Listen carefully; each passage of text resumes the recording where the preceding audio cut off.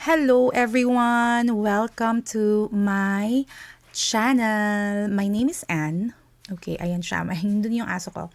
My name is Anne and you can call me Mamshiholic or Mamshi kasi yun yung talagang tag name ko. But anyway, for this video, meron lang ako ituturo sa inyo na something might be helpful para sa mga taong nagla-livestream ng games, okay, or nag-use ng OBS for live stream. So, itong ituturo ko, very simple lang and might be helpful for you. Okay? Andito ako ngayon sa aking office / live area. Pasensya na kayo kasi nagagamit ako ng camera and nagmo-motion detect siya every time nag-use ako ng hand gesture, ganun. But anyway, excuse yung damit ko, pero yeah, kakagising ko lang and I wanted to share with you guys yung idea na nasa isip ko na gusto ko i-share sa inyo. So lately kasi I've been doing game live stream kasi yun yung aking parang stress relief kasi nga I do work from home. May nagturo lang din sa akin and yung pagsiset up ng OBS ko. If you have any question, feel free to comment down below. Tutulungan ko kayo whenever I can and nagpapatulong lang din ako. I'm not an expert. Sinishare ko lang yung aking nalalaman or yung aking idea. But anyway, ito yung gagawin ko. So, sa live stream ko, ang ginagawa ko is ganito. Okay, so hindi ko alam na nakamute pala ako. Pero ito yung aking setup sa aking OBS. Yan yung aking camera. Yung background ko is yung aking game. And then, ang pinaka-background ko, yung aking pink na background. So, gusto ko lang voice over to kasi nga ang mic ko ay very crazy. But anyway, ito yung ituturo ko sa inyo na maging ganyan yung camera nyo para hindi makita yung inyong background whenever you do your live stream and you want to show your face. Ayan siya. So, yan yung ituturo ko for today. And stay tuned kasi para meron kayong matutunan din. So, yan na siya. So, yung first step, ito na yung gagawin ninyo. Okay, so ganito yung first step. So, as you can see, yung ating whole area dito is yun yung ating talagang makikita nyo sa OBS nyo, di ba? So, ang gagawin nyo is magka-capture muna kayo ng image nyo. Itong area na to, yung area na yan, i-capture nyo yan, yung whole image ng inyong camera na nakuha. And then, once na na-capture niyo yan siya like this, ito yung kinapture kong picture. So, once na-capture niyo na siya, ganyan yung mangyayari. So, punta lang kayo sa, gamit ko dito is Canva. So, if you have any other option para mag-edit, ayan siya. So, punta ako ng Canva, tapos ko sa inyo kung paano ko ginawa sa Canva. Okay. So, ito na yung Canva. Inopen ko na yung Canva. So, black color siya, 'di ba?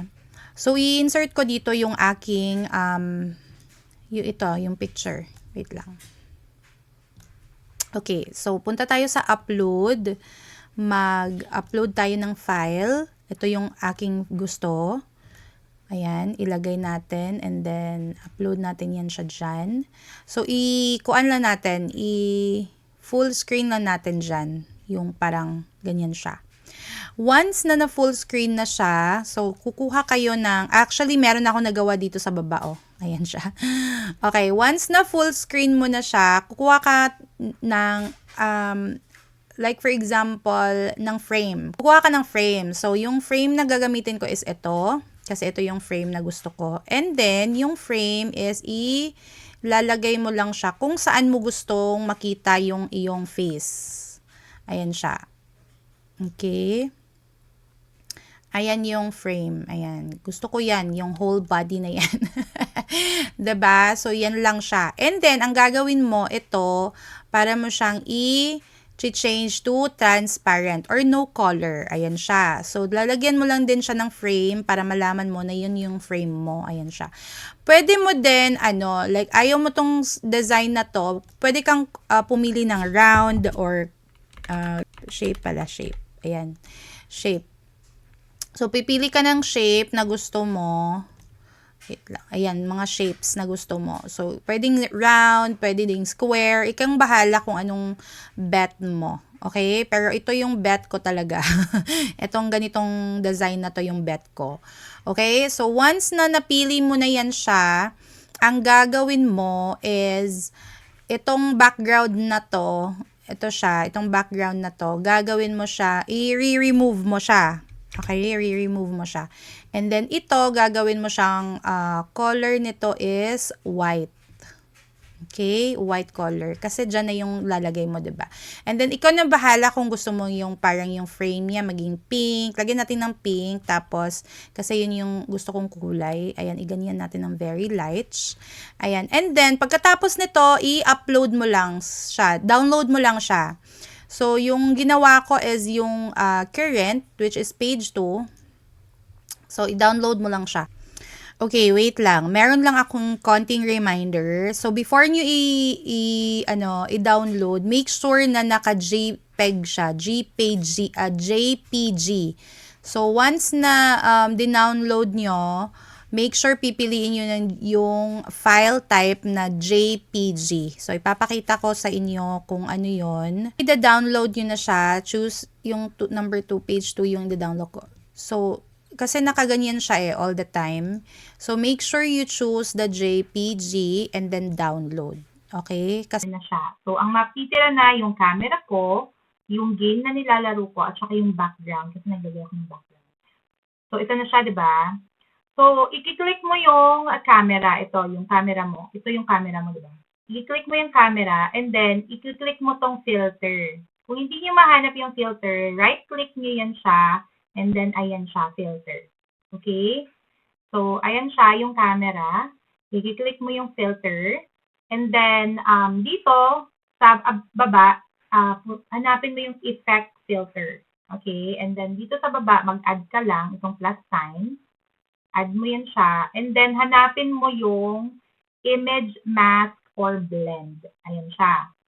So, hindi na ako maglalagay ng kung ano-ano. Yan na lang. Pwede mo lagyan ng background or something kung anong gusto mong ilagay na name dyan. Pwede mo i-edit. Click OK.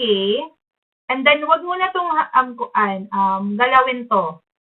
Ang gagawin mo, click mo tong browse. And then, yung dinownload or na-download mo na dito sa download. Ayan, nakita ko na. Ayan siya. ito na yung ating dinownload. Ayan siya. I-click nyo yan and then open. And then, ayan na siya. Okay, ayan na siya. Nagbe-blend na siya.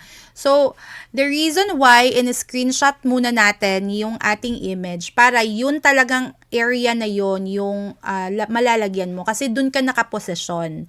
Para hindi ka na maganyan-ganyan. O, 'di ba? So, yan na siya. So, yung area na yun, yung specific na mafe-frame niya. So, i-close mo lang to kasi naka-add na yan siya, automatically add. And ayan na siya. Okay, so ayan na siya. Pwede nyo i-adjust yan sa pinakamaliit na gusto nyo. Ayan. And then, you can start doing your game live stream. So, yeah. So, if you have any question, feel free to comment down below. You have any tip, ayan siya, i-comment nyo down below kasi if I am teaching you, I am also learning as well sa mga tricks na to. So, na yung mga times na talagang questionable, sinesearch ko pa talaga siya and meron akong mga friends na tumutulong din sa akin. So, gusto ko lang din i-share sa inyo. Sana nakatulong ito sa inyo and if you did like this video, don't forget to like this. Subscribe na din kayo para makapanood kayo ng aking live stream. Ayan siya. Thank you so much for watching. Sana may natutunan kayo today. And see you on my next video. Bye guys!